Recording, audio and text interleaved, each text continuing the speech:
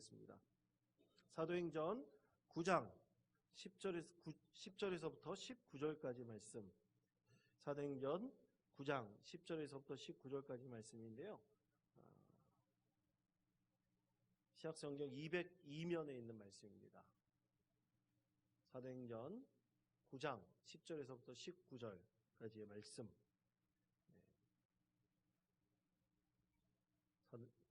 신약성경 202면에 있는 말씀 우리 다 같이 교독하겠습니다. 제가 먼저 읽겠습니다. 그때 다메섹에 아나니아라 하는 제자가 있더니 주께서 환상 중에 불러 이르시되 아나니아야 하시거늘 대답하되 주여 내가 여기 있나이다 하니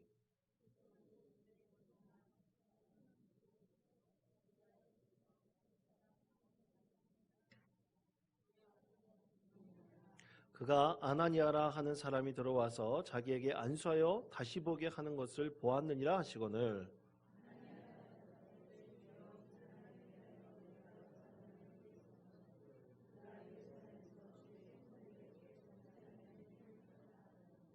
여기서도 주의 이름을 부르는 모든 사람을 결박할 권한을 대제사장에게서 받았나이다 하거늘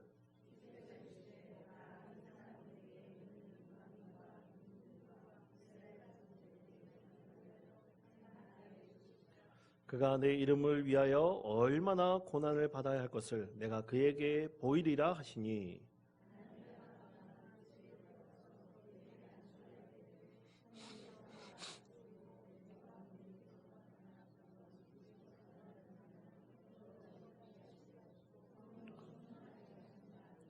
즉시 사울의 눈에서 비늘 같은 것이 벗겨져 다시 보게 된지라 일어나 세례를 받고 음식을 먹음에 강건하여 지니라. 아멘. 여기까지 읽겠습니다. 자, 여러분 우린 종종 어떤 참 믿음이 귀한 성도의 간증을 들을 때 참 그 간증을 듣다 보면 야 어떻게 저런 일이 있을 수 있을까? 인생 가운데 저런 어려움을 겪고 어떻게 사람이 저렇게 바뀌고 변화될 수 있을까? 여러분 보통 그런 간증을 들으면 여러분 마음속에 어떻습니까?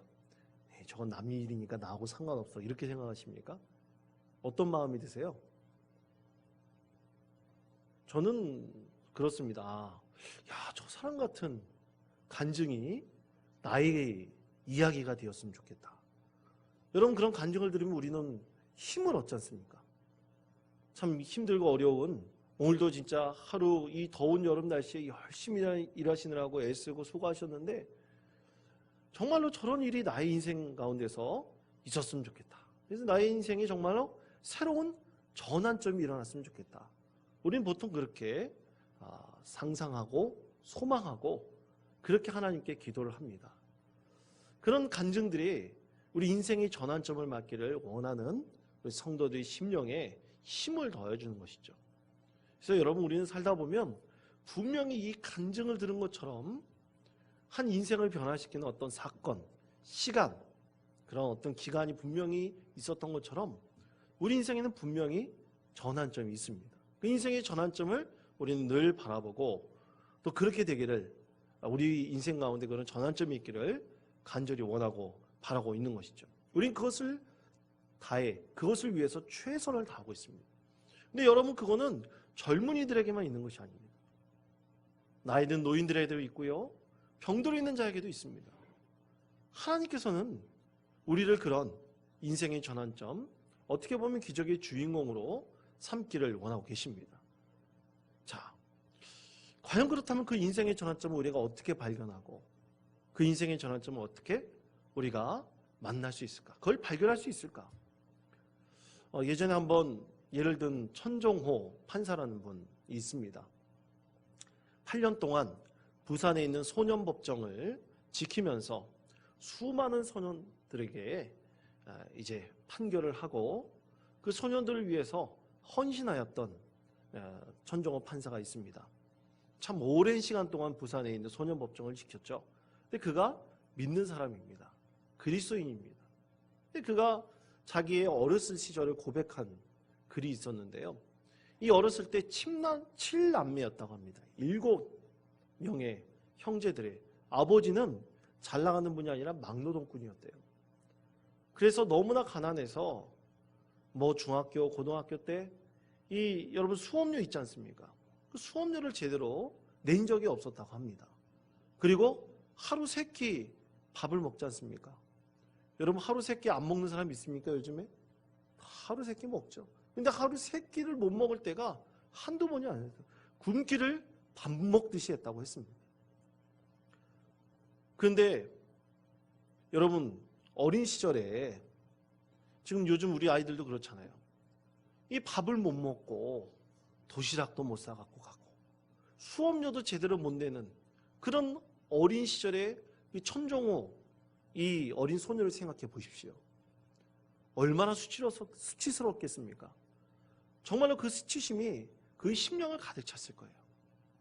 그런데 그는 고백하기로 자기가 어렸을 때 경험했던 그 수치심을 자기는 정말로 자신처럼 가난에 허덕이고 어려움을 경험하고 있는 그 사람들에 대한 연민으로 승화시켰다고 합니다. 그 연민으로 승화시킬 때 가장 중요했던 것이 뭐였냐면 그의 신앙이었대요. 신앙이 그를 새롭게 인생의 전환점으로 만들었다고 합니다.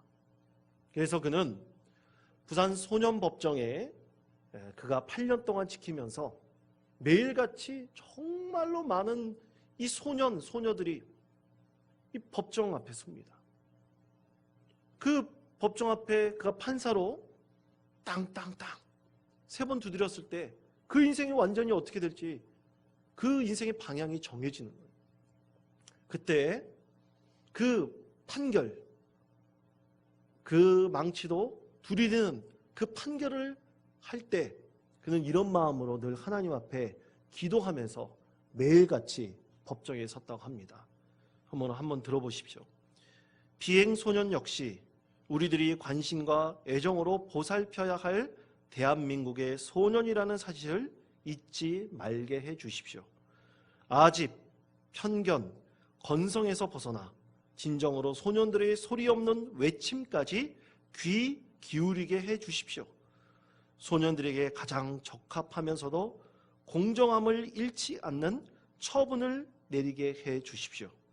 소년들이 나의 처분을 죄에 대한 응보가 아니라 새로운 인생의 전환으로 받아들일 수 있도록 해 주십시오. 그렇게 예수님의 이름으로 기도하면서 매일같이 법정에 섰다고 합니다. 여러분, 이 천정호 판사의 그 믿음의 기도가 과연 얼마나 응답받았을까요? 여러분, 한 1000명을 판결했을 때 그 1000명을 향해서 기도했을 때 과연 얼마나 응답받았을까요?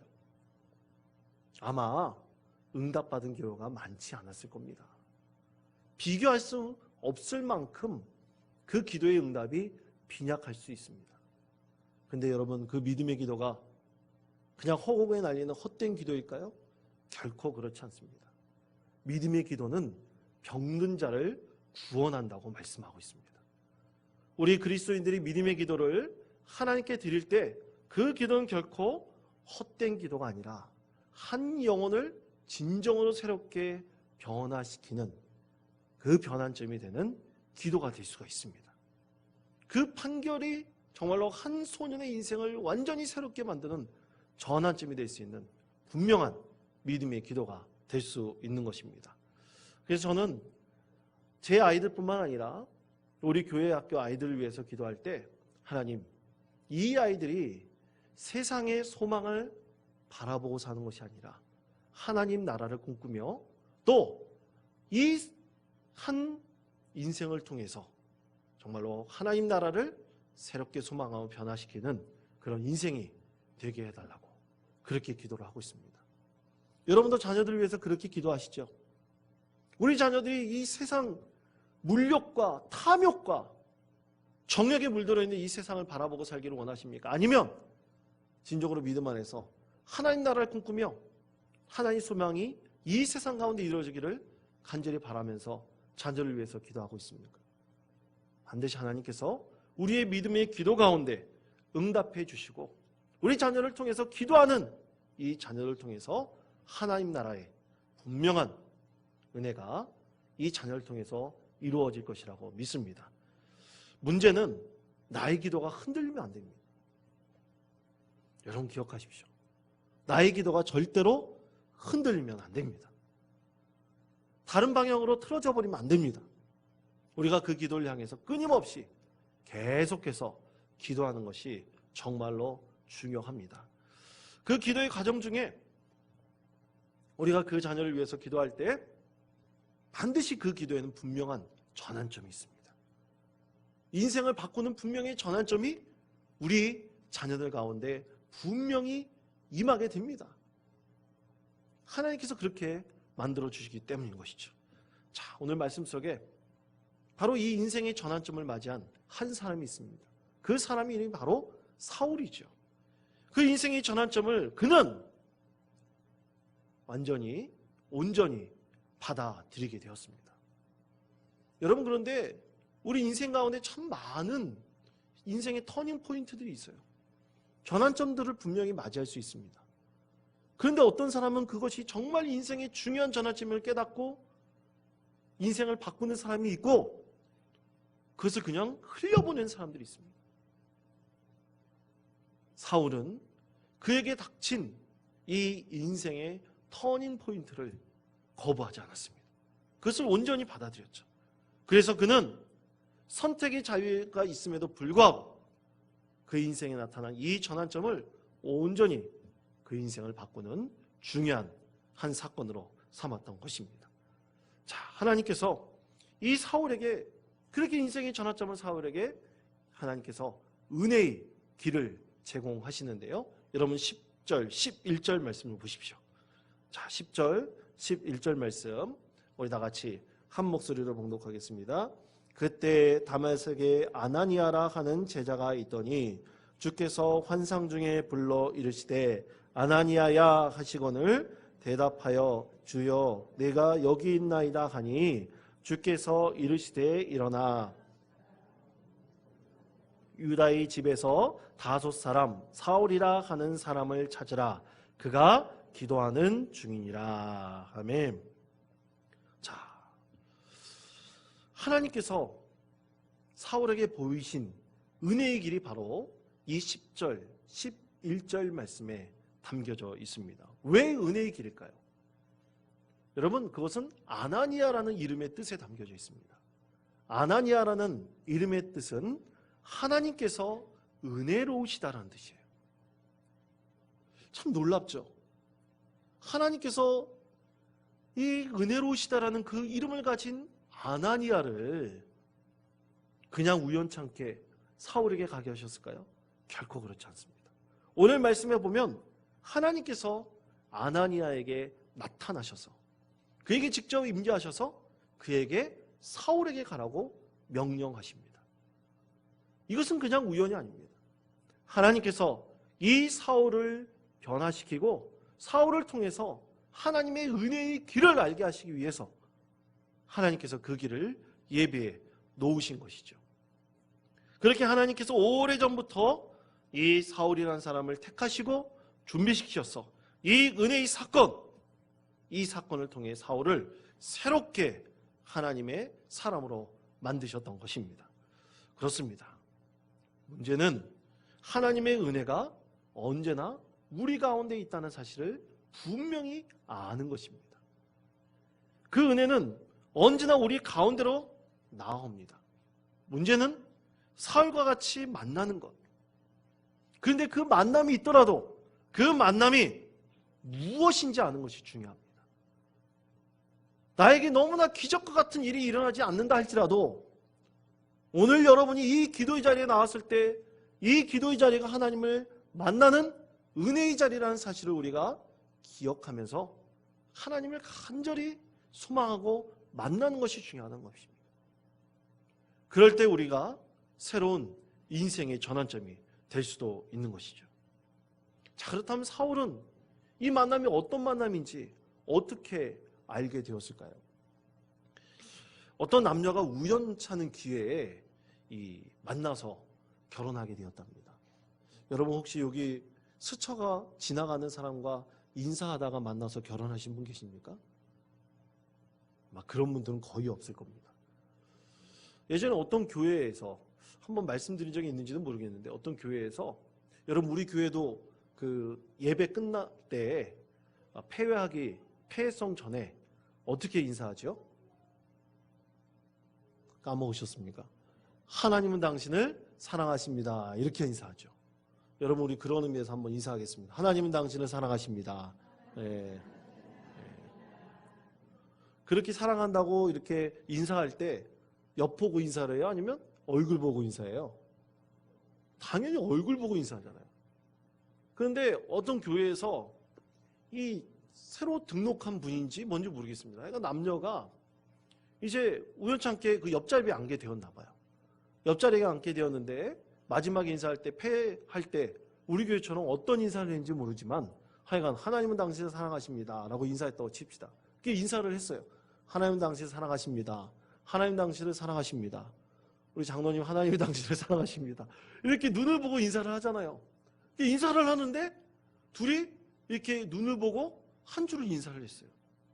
근데 그 다음 주에 또 갔는데 또 옆자리에 앉게 된 거예요. 우리 한국 사람들의 특성이 맨날 자기 앉는 자리에 앉으려고 하는 속성이 있습니다. 그래서 한 번 간 자리에 또 앉다 보니까 또 옆 사람이 된 거예요. 그래서 하나님은 당신을 사랑하십니다. 인사를 했는데 그 다음 주에 갔는데 또 있는 거예요. 그러다 보니까 예배 때 먼저 앉아 있더라고요. 어떤 자매가 앉아 있으니까 딱 보니까 또 그 자매인 거예요. 가가지고 인사를 했대요. 자기가 누군지 통성명을 했대요. 세상에. 그 다음부터 눈이 맞아가지고 둘이 몇 자리 옆에 앉아가지고 하나님은 당신을 사랑하십니다. 그러다가 하나님은 빼놓고 나는 당신을 사랑하십니다. 이렇게 돼버린 거예요. 그렇게 돼가지고 둘이 결혼을 했습니다. 실제 있었던 일입니다. 어떤 분은 저 뻥일 거야 라고 생각하시는 분인지 모르겠는데 진짜 있었던 일입니다. 정말로 놀라운 은혜이죠. 하나님께서 예배 놓으시면 참 놀라운 일이 우리 가운데 분명히 일어납니다. 근데 문제는 그 만남이 과연 나에게 인생을 새롭게 바꿀 수 있는 만남인지 아닌지를 아는 것이 중요합니다. 어떻게 알게 되었을까요? 여러분 11절 말씀 보십시오. 11절 말씀 맨 뒷부분에 하나님께서 이 아나니에게 이렇게 말씀하고 계십니다. 그가 기도하는 중이니라. 그가 기도하는 중이니라. 하나님께서 아나니에게 말씀하셨어요.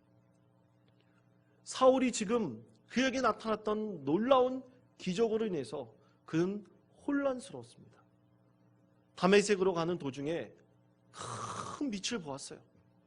이 세상에서 한 번도 본 적이 없는 엄청나게 밝은 빛을 보게 되었고요. 그 빛을 보고 난 다음에 그의 눈이 멀게 되었습니다. 그의 눈이 멀게 되고 그가 식음을 전폐하고 있게 되었어요. 여러분 갑자기 하루아침에 눈이 멀었다고 생각해 보십시오. 그 심정이 얼마나 낙심하고 좌절하겠습니까? 그의 이 심령 가운데 낙심하고 좌절하고 있을 때 사울이 기도했던 것은 하나님 대체 이것이 무엇입니까? 다메섹으로 가는 그 도중에 예수님의 음성을 들었습니다. 사울아, 사울아, 왜 내가 나를 핍박하느냐? 분명한 하나님의 음성을 듣게 되었습니다. 그리고 그 음성을 듣게 되었을 때 사울이 하나님께 지금 식음을 전폐하고 그가 기도하고 있는 겁니다. 하나님 대체 이것이 무엇입니까? 내가 지금까지 믿어왔고 내가 지금까지 소망하고 내가 지금까지 생각하고 있던 내 생각과 관점은 과연 무엇입니까? 나에게 이렇게 눈멀게 된 일이 과연 무엇입니까? 그의 응답을 간절히 기도하며 하나님께 그 응답을 바라보고 있었기 때문에 기도하고 있었기 때문에 오늘 하나님께서 은혜 놓으시다 라는 이름을 가진 아나니아를 이 사울에게 보내려고 하신 것입니다. 그 사울에게 이 아나니아를 보냈을 때 분명히 그가 그 인생 가운데 새로운 인생의 전환점이 될 것을 하나님께서 분명히 아셨기 때문이죠. 바로 기도하는 중에 사울은 아나니아를 만나게 되었고요. 또 아나니아를 통해서 그는 새로운 인생의 전환점을 맞이하게 되었습니다. 그 인생에서 맞이한 이 전환점은, 이 귀한 만남은 그 인생 가운데 뿐만 아니라 온 세계 만민을 구원하는 구원의 여정이 될 수 있었던 것입니다. 그러므로 사랑하는 성도 여러분, 우리는 수많은 만남을 갖습니다. 많은 사건을 경험합니다. 그 사건 가운데 우리가 진정으로 기도하는 중에 과연 그 만남이 내 인생의 진정한 전환점이 될 수 있는가? 우리는 그것을 위해서 항상 기도해야 될 것이라고 믿습니다. 그러므로 사랑하는 성도 여러분, 지금 우리는 무엇을 기도하고 있습니까? 우리는 매주 이 수요기도에 나와서 나라와 민족을 위해서 기도합니다. 또 교회를 위해서 기도합니다. 하나님 나라의 선교를 위해서 기도합니다. 여러분, 치유를 위해서 기도합니다. 우리 가정을 위해서 기도합니다. 그리고 우리 개인적인 소망을 가지고 하나님 앞에 기도합니다. 자, 그 기도 가운데 과연 하나님께서는 우리 인생 가운데 분명한 사건을 일으켜 주실 텐데 그 사건이 과연 나를 통해서 어떠한 인생의 터닝 포인트가 될 수 있는가? 여러분, 그것을 위해서 기도하시기를 바랍니다. 우리 나라 민족을 위해서 기도할 때 요즘에 어렵다고 얘기만 하죠? 비난만 하죠? 손가락질만 하죠? 아닙니다. 중요한 터닝 포인트가 될 수가 있습니다. 내가 지금 질병에 있습니까? 그 질병이 나에게 진정한 하나님을 새롭게 경험할 수 있는 터닝 포인트가 될 수가 있습니다. 여러분, 이 인생의 전환점으로 여러분의 기도를 삼으시고, 그리고 믿음의 기도, 그 가운데 하나님의 은혜를 깨닫게 해달라고 기도하시기를 바라고, 또 하나님의 진정한 뜻을 구하고 우리의 믿음이 새로워지고 또 우리의 기도가 반드시 응답받는다는 사실을 믿는 믿음의 기도를 하나님께 올려드리는 저와 여러분이 되시기를 간절히 축원드립니다.